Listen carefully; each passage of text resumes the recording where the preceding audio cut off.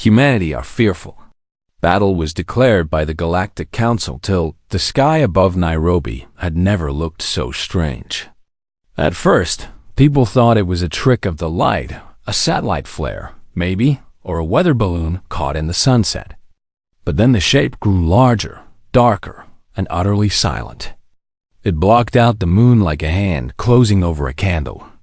It was smooth, black, and shaped like a teardrop turned on its side.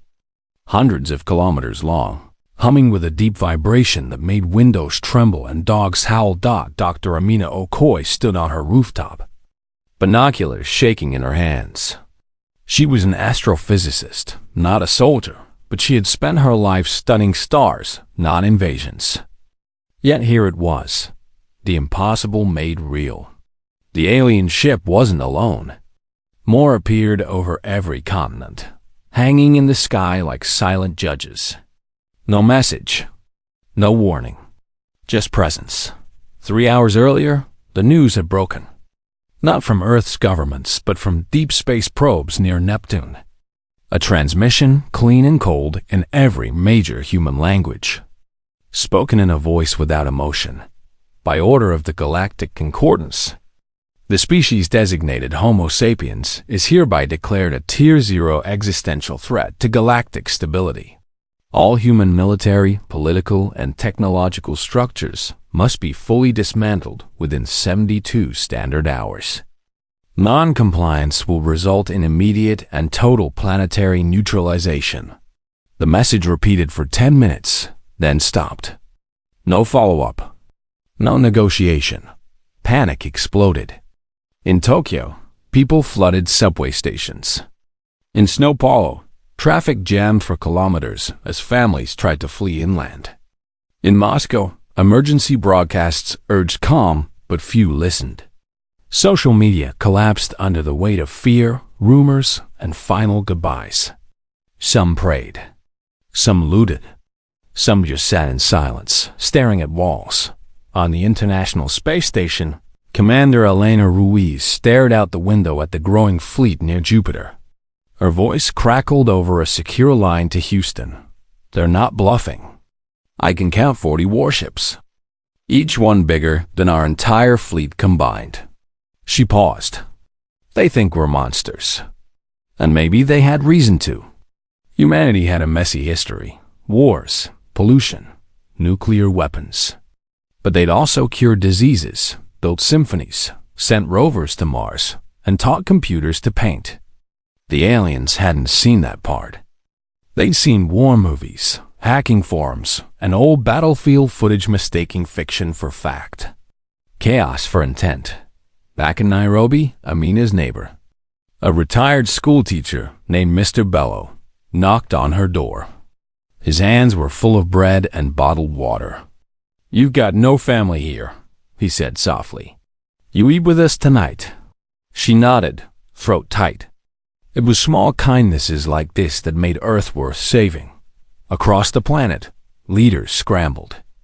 The United Nations held an emergency session, but voices clashed. India demanded resistance. France urged surrender to avoid annihilation. The United States, Russia, and China, old rivals, found unexpected agreement. We do not kneel. For the first time in centuries, Earth's nations began to speak with one voice. Not out of unity, but out of shared terror. In Geneva, the last diplomats of the old world drafted a reply. Not a threat, not a plea, just truth. We are not your enemy. We do not wish to destroy. We only wish to live. Please, talk to us. The message was sent into space. It vanished into the void. No answer came. By dawn, the alien ships had formed a perfect ring around Earth. Their surfaces shimmered with faint blue energy shields. Or weapons, no one knew. Satellites went dark one by one. GPS failed. Global communications frayed. Humanity was being wrapped in a cocoon of silence. In a bunker beneath the Rocky Mountains, General Marcus Cole watched live feeds from every corner of the world. He was old, scarred from wars no one remembered, but his eyes burned with resolve. "They think we'll beg," he muttered to his aide. "But humans don't beg when the wolf is at the door. We sharpen our knives." He opened a secure channel to every military base, every drone hub, every scientist with a working lab. This is not the end. This is day one. Start building. Start planning. Start fighting, not for victory, for time. In Seoul, engineers turned subway tunnels into missile silos. In Cairo, teenagers wired drones with homemade EMI charges. In Antarctica, researchers reprogrammed deep ice sensors to track alien energy signatures. Humanity, cornered, did what it always did. It adapted. Amina, back at her university lab, gathered students who refused to hide. "They think we're just noise and violence," she told them, her voice steady now. "Let's show them we're also minds. Let's show them we understand." They began scanning alien signals, not to attack, but to listen, to learn. Night fell again. The alien ring glowed faintly against the stars. From orbit, Earth looked small, fragile, blue, a pale dot in a sea of judgment. But on the ground, in cities and villages, in bunkers and basements, humans lit candles, held hands, told stories to children who might not see tomorrow. They cooked meals. They sang songs. They kissed loved ones with a tenderness sharpened by fear. And somewhere in that darkness, a little boy in Lagos asked his mother, "Will they kill us?" She hugged him tight. "Only if we let them." She didn't know if it was true, but hope, even false hope, was the last weapon left. 72 hours ticked down. 71. 70. The world held its breath. The aliens had expected fear. And yes, humanity was afraid deeply, terribly afraid. But fear was not surrender. Fear was the fuel. Fear was the reason they would fight harder, dig deeper, reach further than any species the galaxy had ever known. Because when you have everything to lose, you discover what you're truly made of. And the humans? They were just getting started. The 72 hours ended with silence. No explosion. No beam of light from the sky. Just a single message, colder than before. Compliance failed. Initiate protocol scourge. Earth did not wait to be scoured. In bunkers, labs, and command centers across the planet, humans sprang into action. The old governments were gone. In their place rose the United Earth Command, a patchwork alliance of generals, scientists, engineers, and even farmers who knew how to fix engines. They had no fleet like the aliens, no planet-shattering weapons. But they had something the aliens did not understand. Stubbornness. General Marcus Cole stood before a wall of live feeds in the Rocky Mountain bunker. His voice was calm, but his eyes were hard. "We cannot win a fair fight, so we won't fight fair." The plan was simple: confuse, delay, and hurt. Make every alien victory cost more than it was worth. The first blow came not from a warship, but from Mars. The aliens had assumed the red planet was empty. They were wrong. For months, humans had been mining asteroids, testing engines, and building hidden docks in the shadow of Olympus Mons. Now, dozens of ships, most of them cargo haulers, mining rigs, and old supply shuttles lifted off in silence. They carried no soldiers, only metal rods, ice chunks, and rigged fusion cores.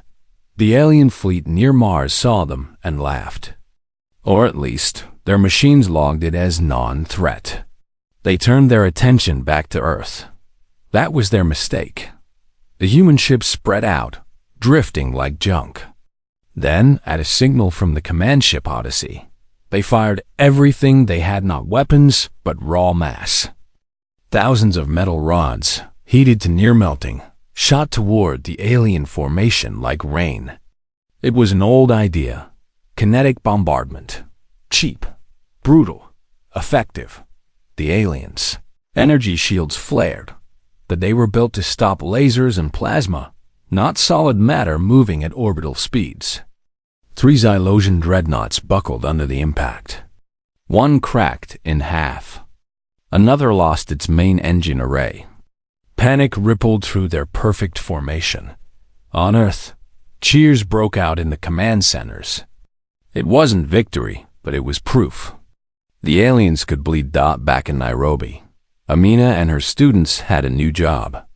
Using hijacked satellite relays and old radio telescopes, they began broadcasting noise not random static, but patterns hidden inside nursery rhymes, weather reports, and old jazz songs. The aliens' eye filtered clean signals. But human noise was messy, emotional, illogical. It slipped through Dot in Tokyo. Teenagers turned delivery drones into swarms. Painted black, armed with tiny EMP bursts, they flew in chaotic clouds toward alien scout ships near the atmosphere. The aliens tried to track them, but drones zigzagged like fireflies, crashing into sensors, blinding cameras, shorting out weak points. One scout ship, confused by 200 false heat signatures, fired on its own ally by mistake. Everywhere, humans used what they had. Old tanks buried under city rubble became ambush turrets.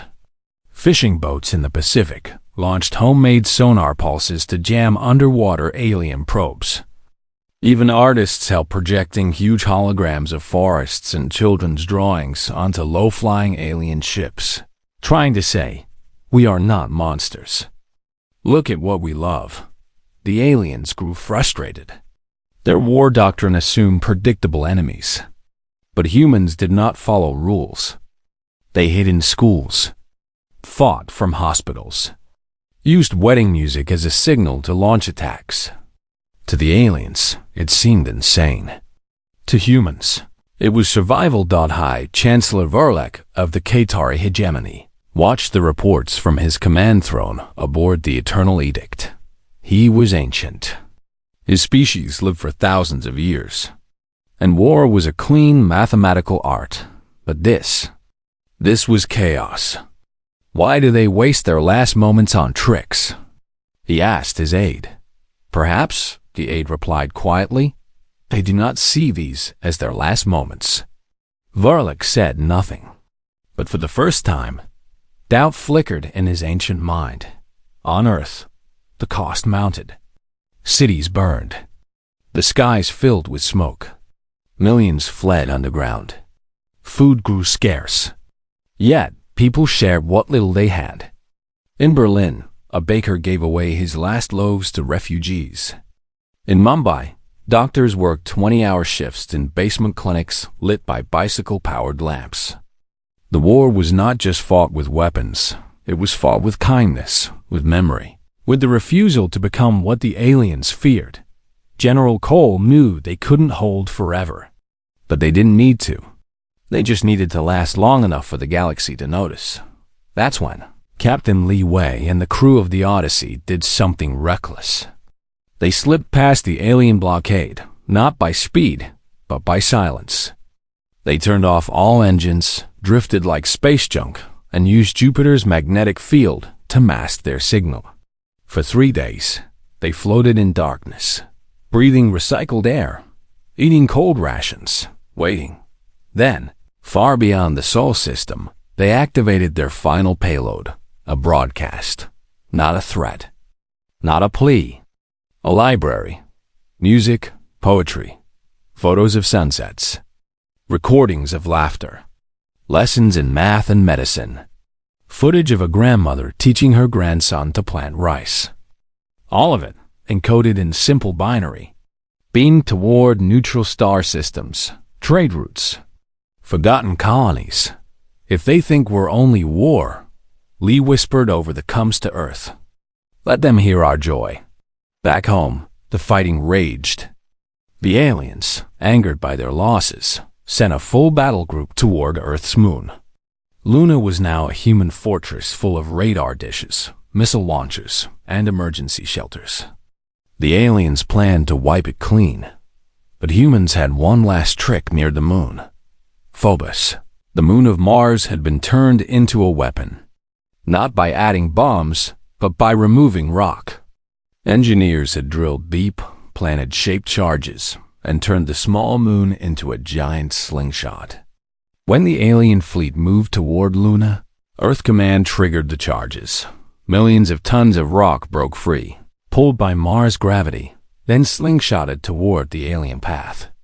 Not one big rock, thousands of them, moving fast, impossible to dodge all at once.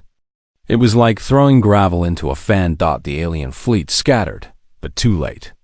Ships collided. Shields overloaded. One flagship lost its command deck to a house-sized boulder, moving at 30 kilometers per second. The humans on Luna watched the chaos on their screens. No one cheered. They were too tired. But a young technician named Rosa wiped her eyes and said, "They'll think twice before calling us primitive again." High above in the silent dark, the Odyssey's broadcast traveled onward. It reached a listening post run by the quiet Gizzle, a species that had long ago abandoned war. An old Gizzle archivist played a recording of a human lullaby to his grandchild. The child smiled. The archivist saved the file under a new category: species worth knowing.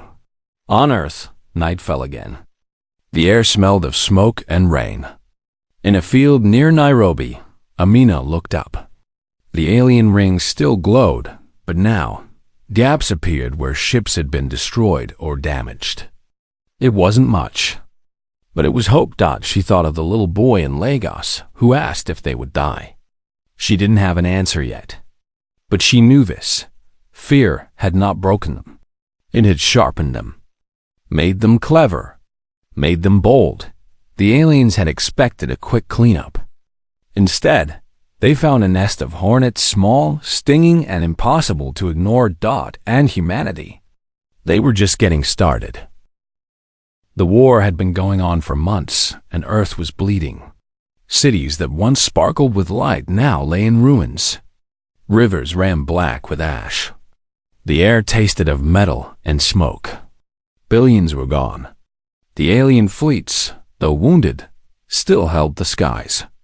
Their ships moved with cold precision, dropping silent bombs that turned forests to glass and oceans to steam.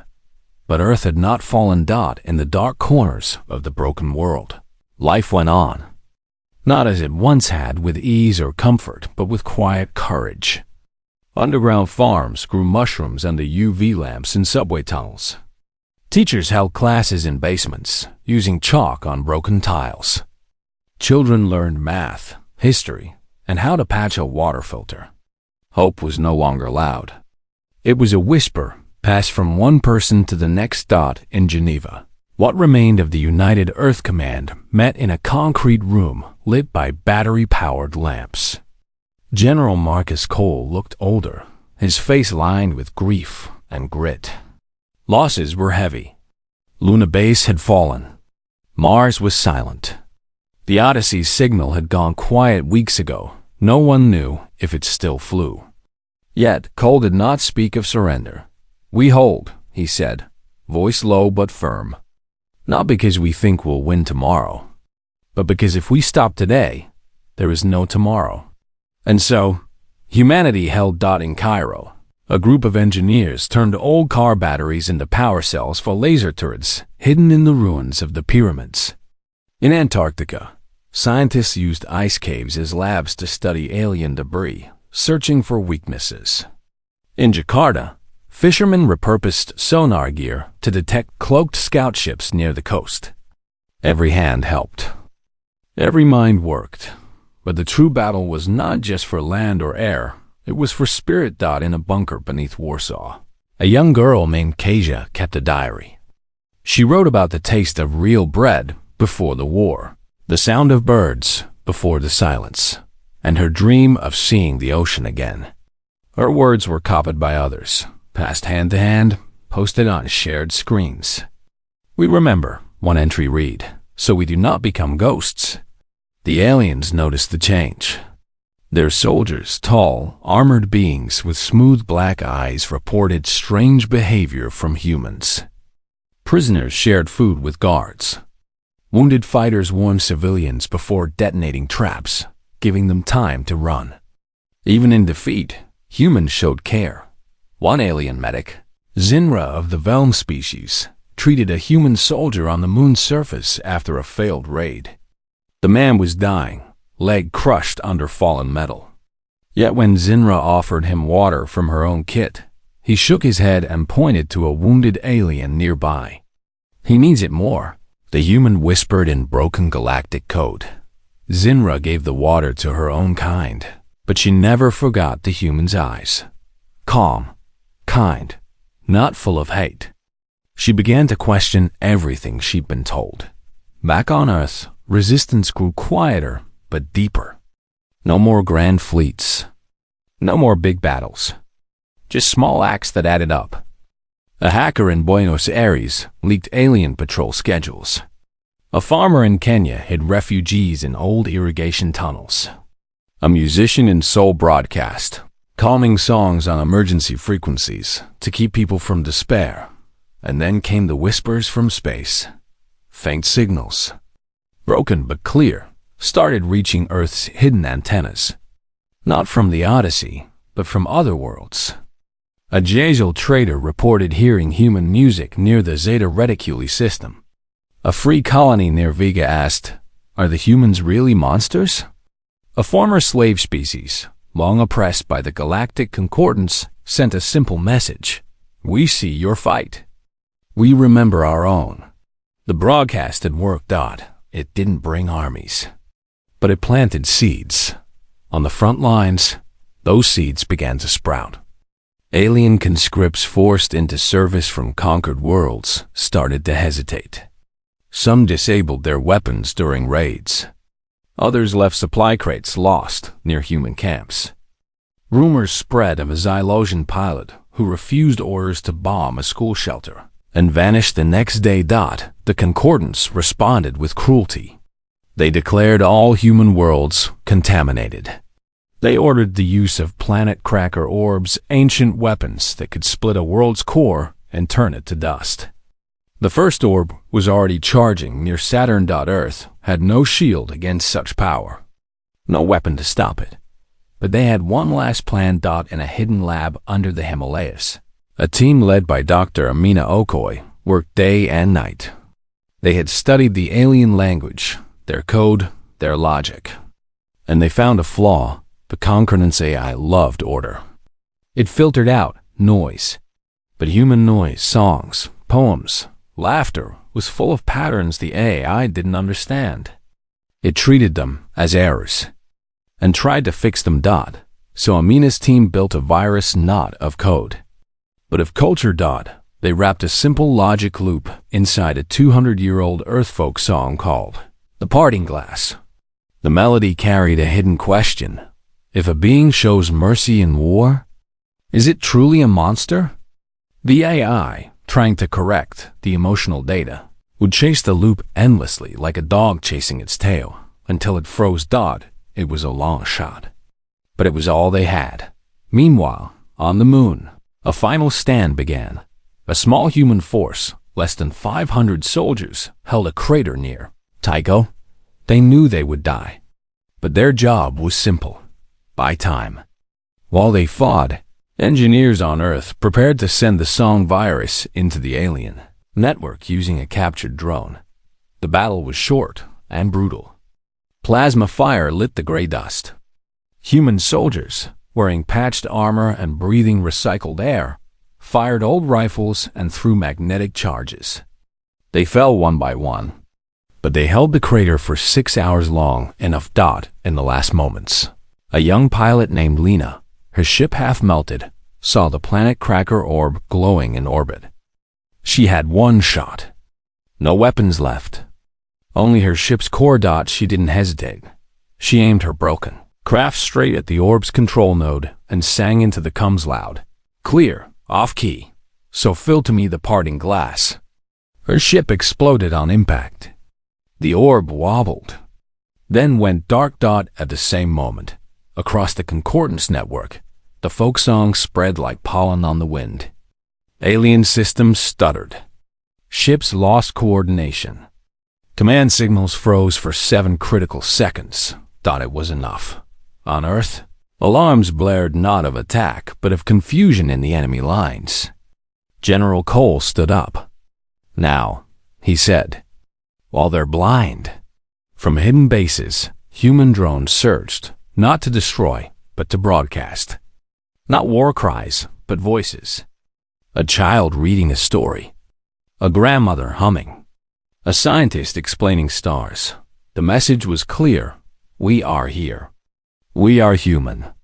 And we will not be erased. In the silence that followed, something new stirred in the galaxy. Not victory. Not yet, but a chance.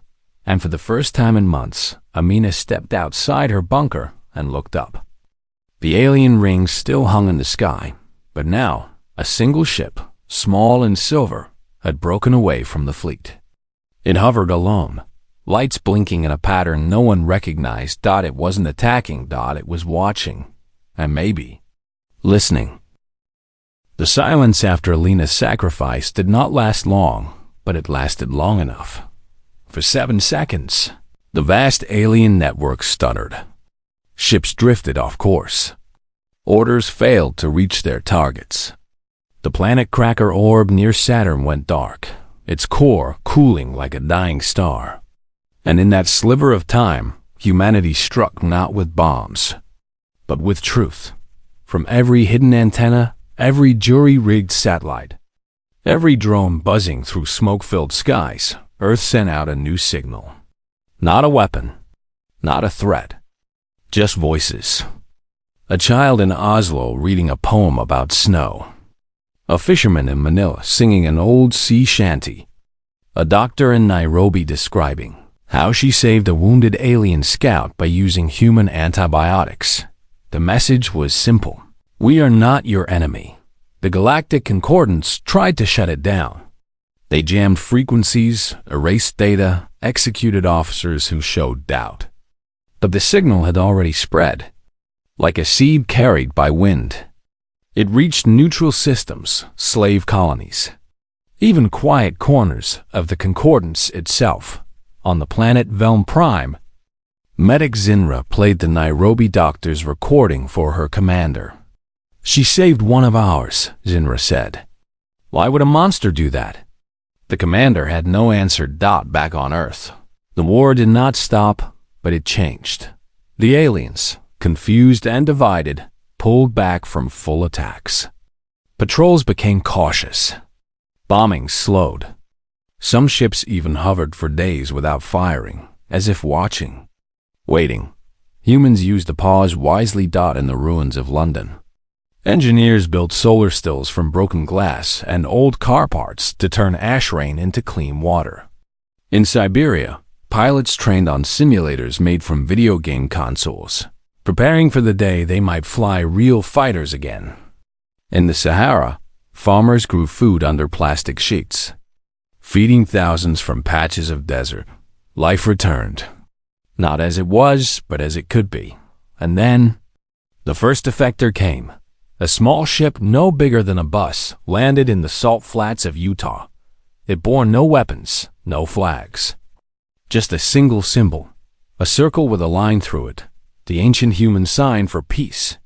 Out stepped 3 beings, 2 Xylosians and 1 Gezel. They carried no arms, only data drives filled with Concordance secrets, fleet positions, weapon codes, and proof that the Council had lied about humanity from the start. "They called you a plague," said the Gezel, voice soft through a translator. "But we heard your songs. We saw your mercy. We know the truth." General Cole met them himself. He did not smile, but he offered them water. That night, the defectors shared what they knew. The Concordance was not united. Many species obeyed out of fear, not belief. Slave worlds were ready to rise. Even some Qatari, once the Council's strongest voice, now questioned their leaders. Hope, once a whisper, grew into a voice. Using the stolen data, Earth Command launched Operation Dawn, not to destroy, but to connect. Human drones, painted white instead of black, flew toward alien ships with open channels. They broadcasted not war plans, but help. "We can fix your wounded," one message said. "We share food. We do not ask for thanks." At first, no one answered. Then, near Jupiter, a damaged Qatari scout ship accepted. Humans sent a medical pod. Inside were bandages, painkillers, and a note, "For your pilot." From Earth. The pilot lived. News spread fast among alien crews. "The humans heal," they whispered. "They do not torture. They do not lie." Doubt became courage. More ships defected. Then, whole squadrons. A colony world near Alpha Centauri rose up, using human broadcast codes to jam concordance orders. A mining planet turned its drills into weapons and declared independence. The Galactic Concordance, once all-powerful, began to crack. But they were not done. Furious and desperate, the Council's High Command ordered one final act: activate all planet cracker orbs at once. Not just for Earth, but for every world that showed human sympathy. They would burn the disease out, even if it meant burning the galaxy with it. Earth had days, maybe hours. Yet this time, they were not alone. The defectors brought more than secrets. They brought ships. Old, worn but armed. Former slave worlds sent fighters. Neutral traders shared fuel. Bejizel sent engineers to help Earth's labs. For the first time, humans and aliens stood side by side. In orbit, a new fleet formed, not grand or polished, but fierce. Patched hulls, mismatched weapons, crews who spoke a dozen languages but shared one goal: stop the orbs. Amina Okoye boarded the lead ship captured. Qatari cruiser renamed Departing Class. Her job was simple: guide the virus deeper into the Concordance core. This time, she wouldn't hide the song in noise. She would send it straight into the heart of their command. As the fleet moved toward Saturn, Earth held its breath. The battle was not like the others. No grand explosions. No duels between titans. It was quiet, tense, digital. Amina and her team linked their systems to the alien cruiser's core. They played the song not as a trick, but as a question. If you can feel mercy, are you not alive? The Concordance AI fought back. Firewalls rose. Alarms blared. But the song was not code. It was feeling. And feeling could not be deleted. One by one, the planet cracker orbs went silent, not destroyed.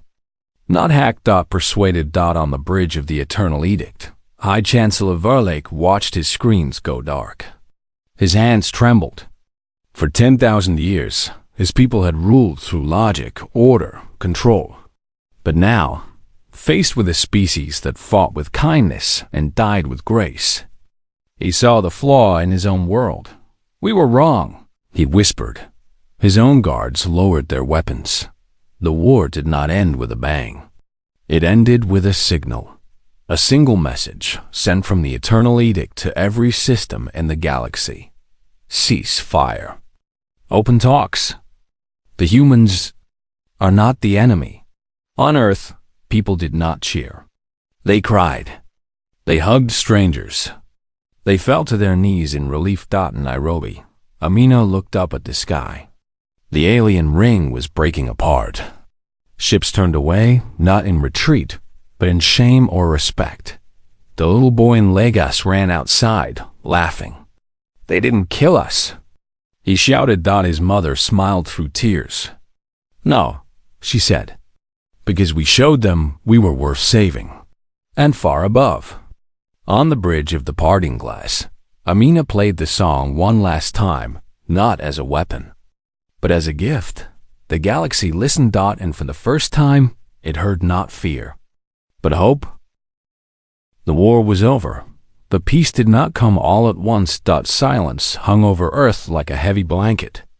The alien ring had broken apart. Ships that once meant death now drifted far above, waiting. Some left. Others stayed, as if unsure what to do next. The sky, once filled with fire and fear, slowly returned to blue. On the ground, humans stepped out of bunkers, tunnels, and ruins. They blinked in the sunlight like people waking from a long nightmare. Cities were broken. Fields were scorched. But life remained. In Geneva, what was left of the United Earth Command gathered not in a bunker this time, but in a half-destroyed conference hall with a cracked glass roof. General Marcus Cole stood before them, older, tired, but standing tall. He did not speak of victory. He spoke of truth.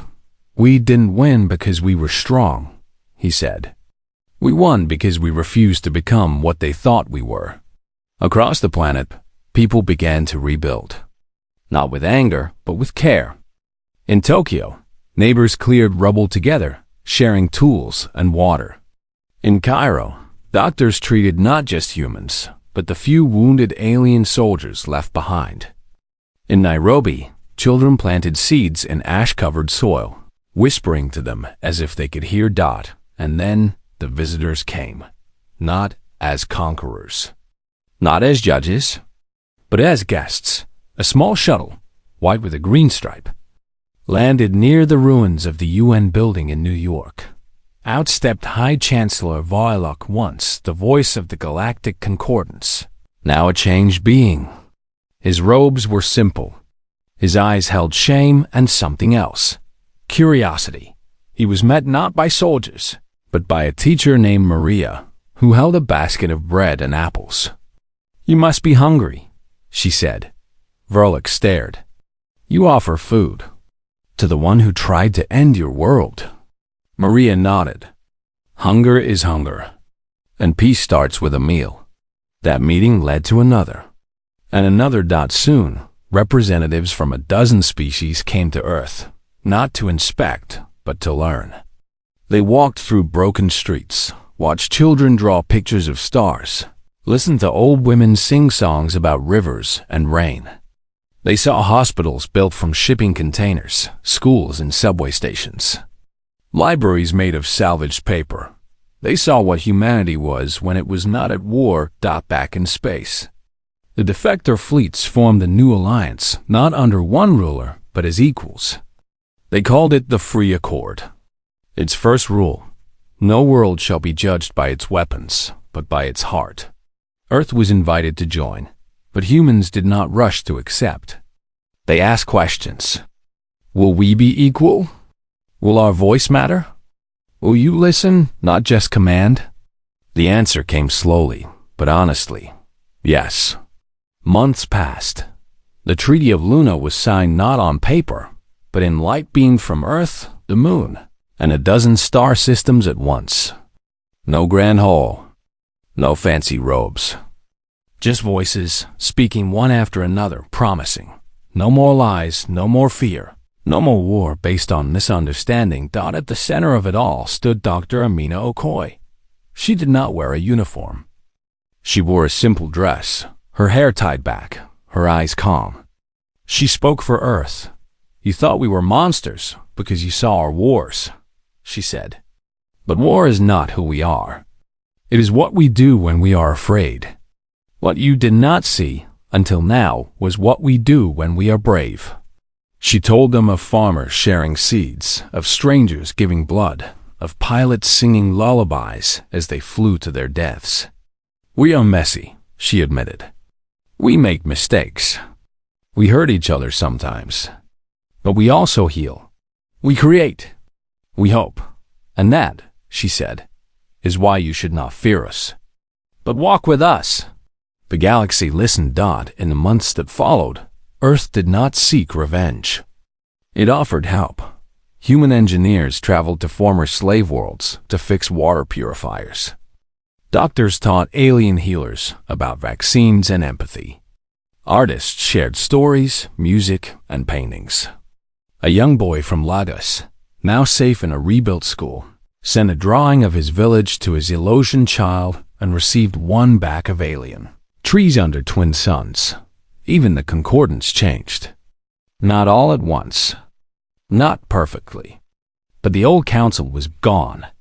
In its place rose a council of many voices, including Earth's. General Cole retired. He moved to a small farm in Colorado, where he grew corn and taught children how to fix radios. When asked about the war, he'd just say, "We didn't beat them. We showed them we were worth knowing." Captain Lee Way and the Odyssey were found drifting near Proxima Centauri, low on power but alive. Their broadcast had sparked a quiet revolution across the stars. Lee returned to Earth not as a hero, but as a friend carrying messages of thanks from worlds humans had never seen. And the little boy in Lagos? He grew up. He became a pilot not of warships, but of aid vessels, flying medicine and books to planets healing from their own wounds. Years later, a new school was built on the edge of Nairobi. Its name was simple: the Parting Glass Academy. On its wall, carved in stone and translated into 50 languages, was a single line. They declared war on us for what they thought we were. We showed them what we could be. Alien students sat beside human ones. They learned math, history, and how to grow food in dry soil. They also learned something deeper, that fear can be loud, but kindness is stronger. One evening, as the twin moons of a visiting Velen ship shone overhead, Amina stood on the school's roof, looking up. The sky was no longer a place of dread. It was a bridge. She thought of all the lives lost, all the pain, but also the hands that held each other in the dark. The songs that kept hope alive. The choice, again and again, to be better than fear demanded.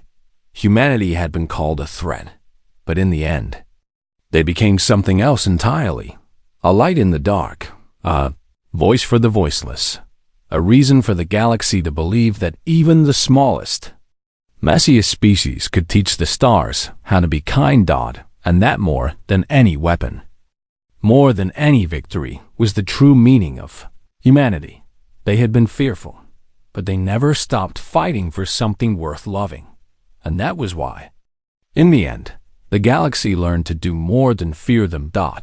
It learned to respect them, to trust them, to follow them, not as rulers, but as friends. And somewhere in a quiet corner of the universe, a child from Earth and a child from a distant star played together, building a tower out of blocks, dreaming of a future where no one had to be afraid again.